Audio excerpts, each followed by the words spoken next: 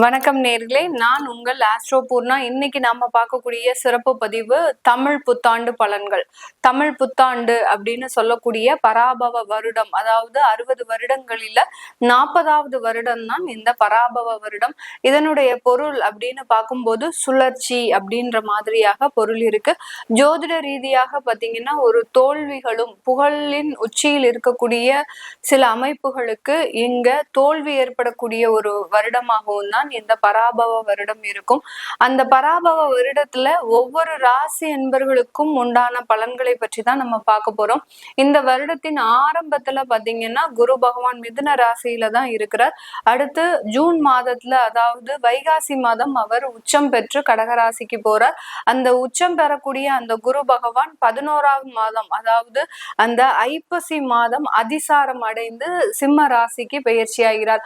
இந்த அதிசாரம் பெறக்கூடிய அந்த குரு பகவான் அடுத்த ஜனவரி மாதம், அதாவது தை மாதம் 10ஆம் தேதி அதிசார நிவர்த்தி அடைகிறார். திரும்பியும் அந்த கடகராசிக்கு உச்சம் பெற்று வருகிறார்.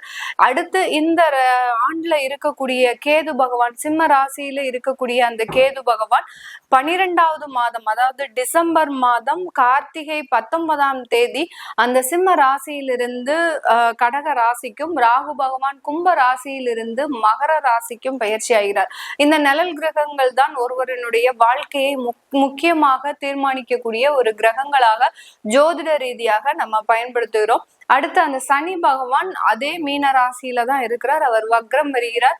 இந்த பராபவ வருடத்துல பாத்தீங்கன்னா அந்த வக்ரம் பெற்று அடுத்து நிவர்த்தி ஆகிறார். எப்போ வக்ரம் அடைகிறார் அப்படின்னு பார்க்கும்போது ஜூலை மாதம், ஆடி மாதம் வக்ரம் பெற்று அடுத்து டிசம்பர் மாதம் அவர் வக்ர நிவர்த்தி அடைகிறார். கார்த்திகை மாதம் அவர் வக்ர நிவர்த்தி அடைகிறார். இதுதான் இந்த வருடத்துல இருக்கக்கூடிய அந்த கோச்சார கிரகங்களின் நிலவரங்கள். இதன்படி இருக்கக்கூடிய மாற்றங்களை தான் நம்ம இப்போ இந்த பதிவுல தெளிவா பார்க்க போறோம்.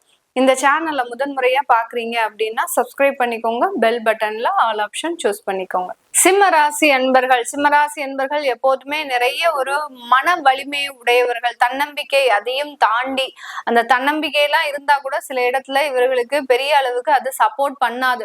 இருந்தாலும் அந்த மன வலிமை அப்படின்றது, இதையும் கடந்து செல்வோம் அப்படின்ற மாதிரியான சில இடத்துல ஒரு அபரிமிதமான ஒரு நம்பிக்கை, ஒரு அசாத்தியமான ஒரு நம்பிக்கை இவர்களை மிகப்பெரிய ஒரு பிரச்சனைகள்ல இருந்து காப்பாற்றக்கூடிய ஒரு அமைப்பு அப்படின்றது இந்த சிம்மராசி என்பர்களுக்கு இருக்கு. என்ன சிம்மராசி என்பவர்கள் மன வலிமையோட இருந்தாலும் இந்த கேது பகவான் கடந்த 1.5 வருடங்களாக இவர்களினுடைய ராசியின் மீது பயணிக்கிறதுனால என்ன முடிவு எடுத்தாலும் கடைசி நேரத்துல சொதப்பிடுது மேடம். அதே சமயத்துல கை கெட்டினது வாய் கெட்டாத கதையாக பெரிய அளவுக்கு ப்ராஜெக்ட்ஸ் எல்லாம் வந்து அது எல்லாமே எங்களுக்கு கேன்சல் ஆகக்கூடிய ஒரு அமைப்புகள்லாம் இருந்திருக்கு. இந்த மாதிரியாக அந்த கேது பகவான் கிடைக்க வேண்டிய நேரத்துல சில விஷயங்களை கிடைக்க விடாமல் தடை செய்யக்கூடியவர். கேதுவனுடைய வேலையே பாத்தீங்கன்னா ஒரு தேருக்கு எப்படி முட்டுக்கால் வச்சுக்கிட்டே இருப்பாங்களோ அதே மாதிரிதான் இந்த கேது பகவான் ஒவ்வொரு ஸ்டெப்லையும் அப்படியே ஒரு முட்டுக்கட்டை போட்டுட்டே வருவார். அந்த முட்டுக்கட்டை பாத்தீங்கன்னா நம்மளால அந்த விஷயத்துல இருந்து தாண்ட முடியாத அளவுக்கு, இப்ப தேருக்கு முட்டுக்கட்டை போடும் போது எப்படியாவது அந்த தேரை நகர்த்தணும்ன்ற 1000 பேர் 10,000 பேர் அதை நகர்த்துறதுக்கு முயற்சி செய்வாங்க. ஆனால் வாழ்க்கையில் இந்த கேது பகவான் போடக்கூடிய ஒவ்வொரு முட்டுக்கட்டையும் பாத்தீங்கன்னா மிக பெரிய அளவுக்கு அந்த இடத்துல நம்மளால வாழவே முடியாது, நம்மளால இந்த விஷயங்களை தாண்டி வரவே முடியாது அப்படின்னு சொல்லக்கூடிய அளவிற்கு மிகப்பெரிய ஒரு நெகட்டிவான சில விஷயங்களை செய்து வச்சுட்டு போயிடுவார். அதுதான் அந்த கேது பகவானுடைய ஒரு சிறந்த ஒரு குணாதிசயமே கூட. அதுதான் இந்த சிம்ம ராசி என்பவர்களுக்கு கடந்த 1.5 வருடங்களாக நடந்துட்டு இருக்குது. என்ன விஷயங்கள் எடுத்தாலும் அதுல ஒரு தடை, தாமதம், பண வரவுகள்ல மிகப்பெரிய ஒரு நெருக்கடிகள். அடுத்து யார்கிட்ட எல்லாம் நீங்க கடன் வாங்க கூடாது அப்படின்னு நினைச்சீங்களோ அவங்க கிட்ட எல்லாம் கடன் வாங்கக்கூடிய ஒரு சிச்சுவேஷன், அந்த கடன்னால அவமானங்கள், அவஸ்தைகள், இப்படி எல்லாம் பல மடங்காக நம்ம சொல்லிக்கிட்டே போலாம். ஒவ்வொரு நிமிஷமும், ஒவ்வொரு நாளும், ஒவ்வொரு மணித்துளியும் அதிகப்படியான தடைகளை தாண்டி வந்து கொண்டு இருப்பவர்கள் நம்ம சிம்மராசி என்பர்கள். இப்போ இவர்களுக்கு தமிழ் புத்தாண்டு எப்படி இருக்க போகுது? தமிழ் புத்தாண்டுல இவர்களுக்கு மிகப்பெரிய ஒரு ரிலீஃப் தான். ஏன்னா உங்களுடைய அந்த கேது பகவான் அந்த டிசம்பர் மாதம் அப்படின்னு சொல்லக்கூடிய கார்த்திகை மாதத்துல இருந்து உங்களுக்கு மிகப்பெரிய ஒரு ரிலீஃப இந்த கேது பகவான் கொடுத்துட போறாரு. ஏன்னா உங்களுடைய ராசிக்கு 12ஆம் இடத்துலதான் கேது பகவான் போக போறாரு. அதனால ஏன்னா முற்றும் துறந்த ஞானியாக இப்பதான் நீங்க வாழ்ந்துட்டு இருக்கிறீங்க. எந்த விதமான ஆசாபாசங்களுக்கும் உங்களுடைய மனம் இடம் கொடுக்காமல் உங்களுடைய தேவைகளை மட்டுமே நீங்க நோக்கி பயணிச்சிட்டு இருக்கிறீங்க. அது இன்னமும் தொடரக்கூடிய ஒரு அமைப்பாக தான் இருக்க போகுது. 12ஆம் இடத்துல கேது பகவான் வந்தாச்சு அப்படின்னாலே உங்களுக்கு இருக்கக்கூடிய பிரச்சனைகள் எல்லாமே நிவர்த்தி ஆகக்கூடிய ஒரு நேரமாக இருக்கும். முதல்ல நம்ம செய்ய வேண்டிய ஒரு நிவர்த்தி அப்படின்னு பாத்தீங்கன்னா கடன் பிரச்சனைகளுக்கு தான் நிவர்த்தியை அந்த கேது பகவான் கொடுக்க போறாரு. அடுத்து பாத்தீங்கன்னா உங்களுடைய 6ஆம் இடத்துல ராகு பகவான் இருக்கிறார். ரொம்ப ஒரு தன்னம்பிக்கை, அதாவது போராடக்கூடிய சக்தியை இந்த ராகு பகவான் உங்களுக்கு கொடுக்க போறாரு. இது நாள் வரைக்கும் 7ஆம் இடத்துல இருந்தவர் 6ஆம் இடத்திற்கு வர்றதுனால களத்திரத்தினால நிறைய பிரச்சனைகள் இருந்திருக்கும். வரன் தேடக்கூடிய விஷயத்துல நிறைய பிரச்சனைகள் இருக்கக்கூடிய இந்த சிம்ம ராசி என்பர்களுக்கு அதிலிருந்து எல்லாம் நிறைய ஒரு நிவர்த்திகளை இந்த சிம்ம ராசி என்பர்களுக்கு இந்த ராகு கேதுவினுடைய பெயர்ச்சி மிக அபரிமிதமான ஒரு மாற்றத்தை கொடுக்க போகுது. அஷ்டம சனி அப்படின்றது எல்லாருக்குமே ஒரு பயங்கரமான ஒரு நெகட்டிவான ஒரு வைபை கொடுத்துக்கிட்டே இருக்கு. ஏன் அந்த அஷ்டம சனி இந்த மாதிரியான பிரச்சனைகளை கொடுக்க? சனின்றது கர்மகாரகன், தொழில்காரகன். அடுத்து பாத்தீங்கன்னா நேர்மை, அதாவது நீதி, நியாயம், தர்மம், இதுக்கு எல்லாத்துக்கும் சொந்தக்காரர். அப்படி இருக்கும்போது அவர் அஷ்டமத்துல போய் மறைஞ்சு இருக்கிறார். அப்போ நீங்க எப்படி இருக்கணும்?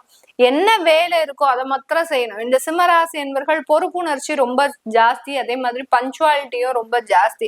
இந்த பொறுப்புணர்ச்சி, பஞ்சுவாலிட்டி இது எல்லாத்தையும் ஒரு வருடத்திற்கு நீங்க கொஞ்சம் ஒதுக்கி வச்சுட்டீங்க அப்படின்னா உங்களுக்கு உண்டான சில சுமைகள் குறைவதற்குண்டான ஒரு நேரம். ஏன்னா இந்த காலகட்டம் அஷ்டமத்துல சனி இருக்கும்போது நீங்க என்ன உழைச்சாலும் உங்களுக்கு நல்ல பேரு கிடைக்க போறது இல்லை. அதே மாதிரி உழைக்காம இருந்தாலும் ஒரு கெட்ட பேரும் கிடைக்க போறது இல்லை. அதனால உங்களுக்கு என்னதான் நீங்க நல்ல உழைச்சாலும் அங்க கெட்ட பேர் கிடைக்கிறதுக்கு நீங்க என்ன டைமிங்கோ, காலையில 9 o'clock போறீங்களா, சாயங்காலம் 5 மணி 6 மணி டியூட்டி டைமிங் முடியுதா, கரெக்டா ஏறி வந்துகிட்டே இருங்க. அதை மீறி நான் வீட்டுல போய் என்னுடைய வேலையை செய்யறேன், அந்த வேலைக்காக நான் ரொம்ப ஒரு பிரயத்தனம் பட்டேன், இதுக்காக 4 பேர்கிட்ட அவமானப்பட்டேன் அப்படின்றத பேசுறத நிப்பாட்டிட்டு அங்க வேலையினுடைய சுமையை குறைச்சுக்கோங்க. அதிகப்படியான ஒரு நன்மைகள் இந்த சிம்மராசி என்பவர்களுக்கு கிடைக்கக்கூடிய ஒரு தருணமாக இருக்க போகுது. அதே மாதிரி தொழிலாளர்களை நம்பி தொழில இருக்கக்கூடியவர்கள், பெரிய பெரிய கம்பெனி வச்சு நடத்திட்டு இருக்கிறவங்க, ஒரு 25 தொழிலாளர்கள் 10 தொழிலாளர்களை வச்சு நடத்திட்டு இருக்கிறவங்க, அந்த தொழிலாளர்கள்னால ஏமாற்றம் அப்படின்றது கண்டிப்பாக இருக்கும். அதனால அவர்களுக்கு கொடுக்க வேண்டிய சில சலுகைகளை நீங்க இந்த இடத்துல காமிச்சுக்கிட்டே இருக்கணும். எப்படி நம்ம கோயிலுக்கு போனா தான தர்மங்கள் கொடுக்குறோமோ, எப்படி அன்னதானம் கொடுக்குறோமோ, எப்படி ஏழை எளியவர்களுக்கு சில தானங்கள் பண்றோமோ, அதே மாதிரி தொழில இருக்கிறவங்க நீங்க இந்த கோயிலுக்கு போய் செய்யணும்னு அவசியமே கிடையாது. உங்ககிட்ட இருக்கக்கூடிய தொழிலாளர்களுக்கு சில சலுகைகளை செஞ்சுக்கிட்டே வாங்க. இந்த அஷ்டம சனி பெரிய அளவுக்கு உங்களுக்கு நிவர்த்தியை தரக்கூடிய ஒரு அஷ்டம சனியாக தான் இருக்கும். ஏன்னா சனின்றது மறைஞ்சு போயாச்சு அப்படின்ற போது அதனுடைய வேலையை வேற மாதிரியாக, அதாவது வக்ரமாக செய்ய ஆரம்பிச்சிடும்.